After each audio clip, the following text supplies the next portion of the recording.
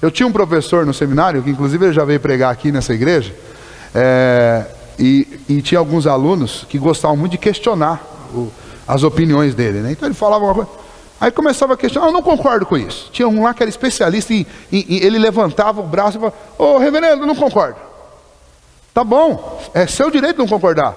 Então argumenta comigo, quais são os seus argumentos? Aí o cara não tinha argumento.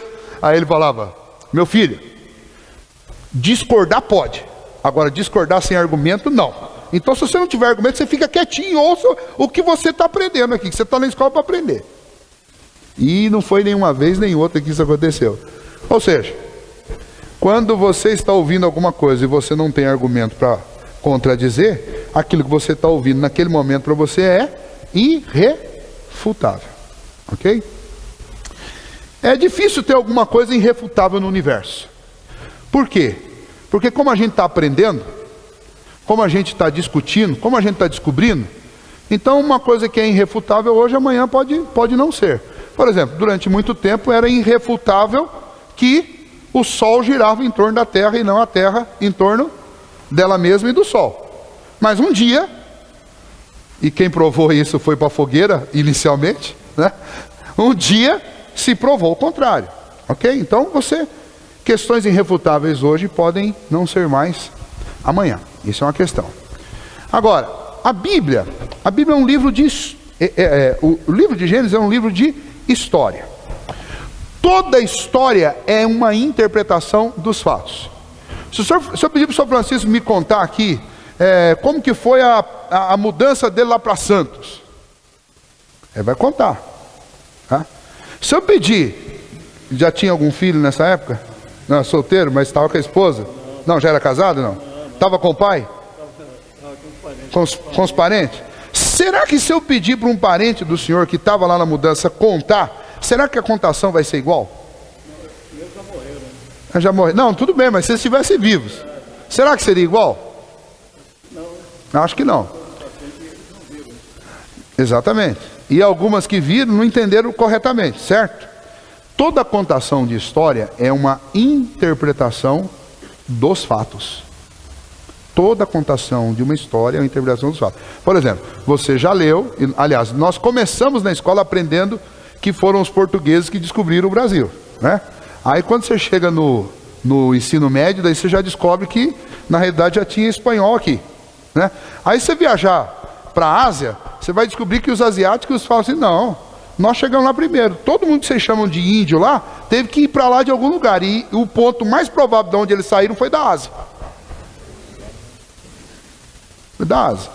Por isso que há uma ligeira semelhança entre os povos indígenas daqui, e especialmente dos outros países mais da ponta de baixo, com os asiáticos. Ou seja, tudo é uma questão de interpretação dos fatos. Qual que é a história que cada um desses povos conta? Então, a história, na realidade, ela é uma interpretação de fatos. Ok? Qualquer livro de história que você pegar, por mais fiel que ele seja aos acontecimentos, ainda assim você tem uma interpretação por parte do autor. E se é um livro de história do passado, ele se apoiou na contação de outros, porque ele não estava lá para ver. Ok? Essa é, primeiramente, a grande diferença que torna a Bíblia irrefutável, especialmente Gênesis 1, aos olhos de qualquer outro historiador. Por quê? Porque qualquer um falando sobre a criação está interpretando informações que recebeu de outros que interpretaram, que recebeu de outros que interpretaram, e você pode reduzir essa linha ao máximo que você conseguir. Mas o relato bíblico, quem é o autor primário da Bíblia? É Deus. Então, esse relato aqui é uma interpretação dos fatos? Ou é a contação real dos fatos? Quem está contando essa história é Deus. Moisés não está falando de alguma coisa que ele viu e aí ele escreveu. Não, Moisés está contando algo inspirado por Deus. É como se Deus, Moisés, eu criei, e eu criei assim. E Moisés escreve, no princípio Deus criou o céu e a terra.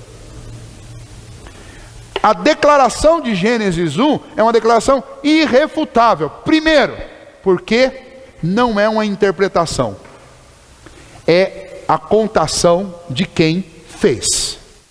Não é ninguém que viu, é alguém que fez. Esse é o primeiro ponto. Segundo, por que é irrefutável? Porque não dá para voltar lá e provar o contrário. Vejam só, existem as teorias.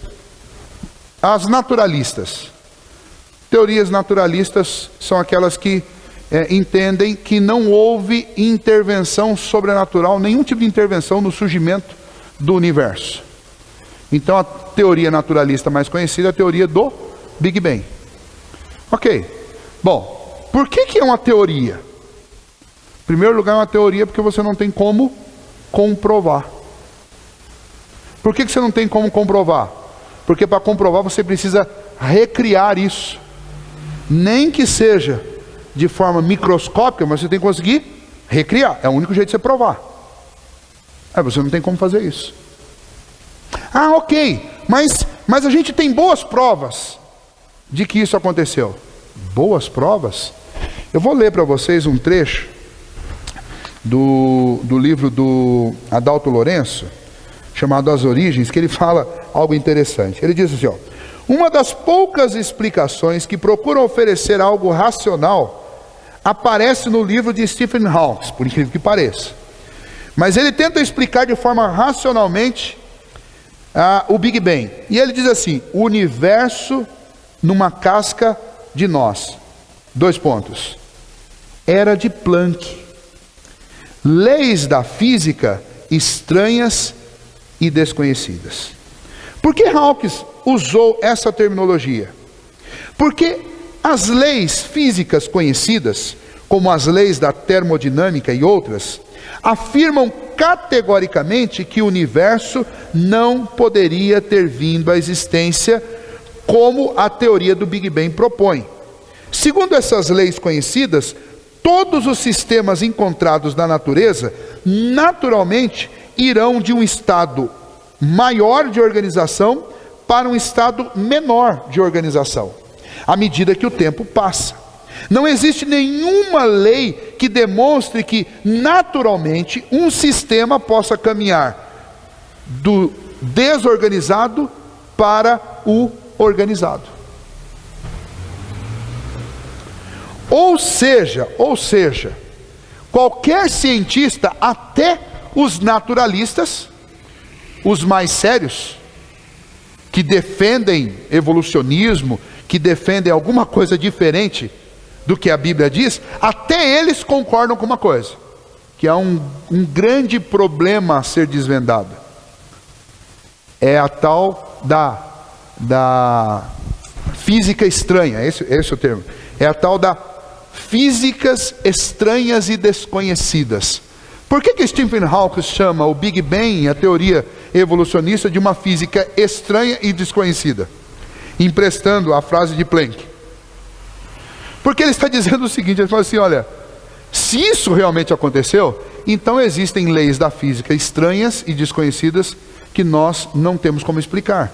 Por quê? Porque tudo no universo caminha do organizado para o desorganizado. Eu podia fazer um exemplo prático, eu podia tirar uma foto da minha mesa do escritório lá de casa na terça, que é o dia que a mulher limpa e arruma, podia tirar na quarta, na quinta e na sexta, e se eu tirasse no sábado, a minha mulher me matava. Porque ele, naturalmente, gente, eu não faço nada para ficar desorganizada, mas ela fica. Será que o quarto dos filhos de vocês é diferente disso? Será que se você viajar e deixar a sua casa fechada, quando você chegar, ela vai estar melhor ou pior do que quando você saiu? Tudo, absolutamente tudo no universo vai do organizado para o desorganizado. Só na teoria do Big Bang, nas teorias naturalistas, que acontece o movimento contrário. Aí, como que os cientistas explicam essa quebra da lógica? Aí eles explicam, gente, isso daí é uma física estranha e desconhecida. Sabe o que eles estão falando, na verdade? Eles estão falando, é um milagre. É um milagre. Se você quiser chamar de Big Bang, você chama. Se você quer chamar de evolucionista, você pode chamar. Só tem uma coisa: não tem como você ignorar um milagre. De qualquer jeito. É um milagre. É óbvio que eu não vou aceitar a teoria do evolucionismo, nem do Big Bang, nem nenhuma dessas daí. Não vou aceitar porque eu tenho a contação dos fatos. Mas eu tenho que esfregar na cara de qualquer cientista e qualquer professor desses que ficam pegando esses livros e enfiando garganta abaixo dos nossos filhos, Big Bang e evolucionismo. Eu tenho que pegar a declaração dos próprios propositores da tese e dizer para eles: olha, quem propôs essas teses diz que isso aí é uma física estranha e desconhecida.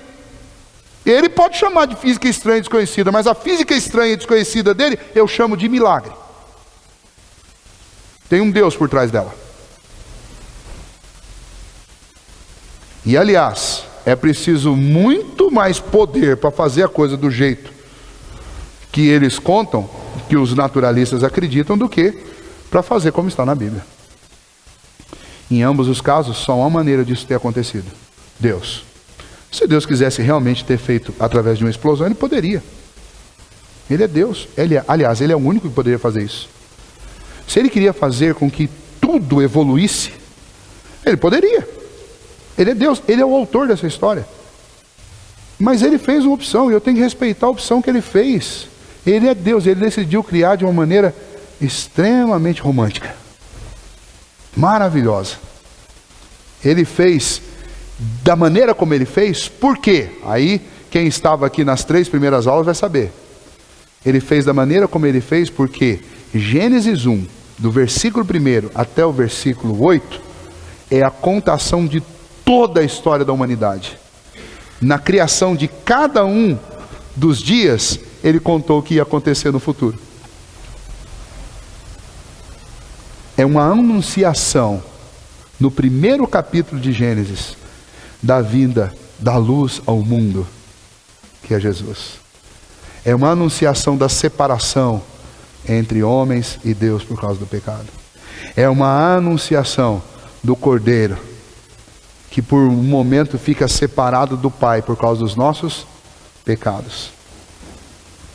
Quando a terra emerge da água e aparece a porção seca, nova vida.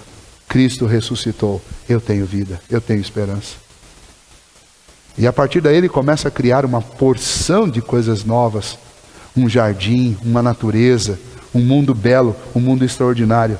E eu tenho a esperança de que um dia essa terra vai ser novinha de novo. Então, Gênesis, a história é como é, porque Deus já estava contando a história do Filho quando Ele estava criando. É essa história que eu acredito. É essa história que nós cristãos temos que acreditar.